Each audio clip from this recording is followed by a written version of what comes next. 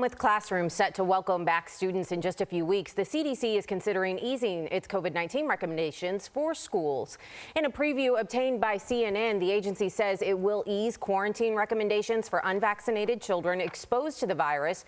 So instead of staying home for 5 days, they can go out with a mask and test themselves at least 5 days after exposure. Those with symptoms, though, should continue to isolate. The agency is also planning to de-emphasize that 6-foot social distancing rule and regular testing in schools. The final guidance could come down as soon as next week. And a new COVID booster could be coming your way soon. Pfizer and Moderna are developing what's known as bivalent boosters. Those are vaccines that are comprised of the old formula along with a new one that focuses on the Omicron BA4 and BA5 subvariants.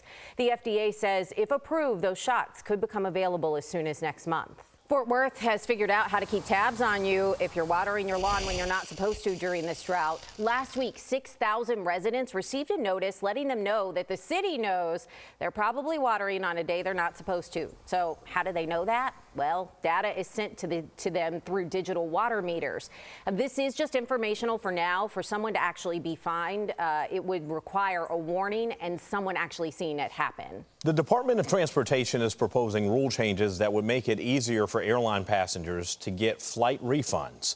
Under the previous rules, airlines were only required to pay back ticket charges if there was a significant change to the timing of a flight's departure. But now the DOT is proposing that passengers could get a refund if their arrival or departure times are moved by at least 3 hours or if they face other lengthy changes. The summer travel season has been especially tough.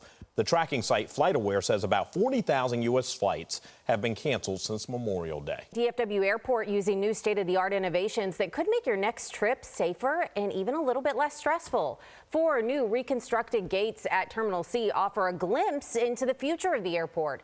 Those improvements include new digital signs, robots delivering food right to your gate, and an HVAC system that cleans the air and gets rid of contaminants. There's also smart restrooms that feature the world's first and only self-sanitizing diaper changing tables. Pluie, as it's called, uses a UVC light system to kill germs and bacteria in just 60 seconds, keeping even the littlest travelers extra safe.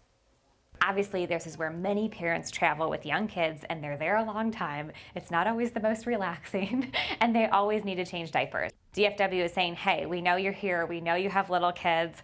We want to make it as enjoyable as possible.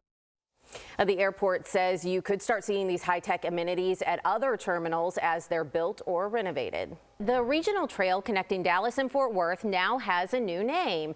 After a public vote, the trail has officially been named DFW Discovery Trail. The city of Fort Worth shared these images with us. A look at some of the trail's new branding.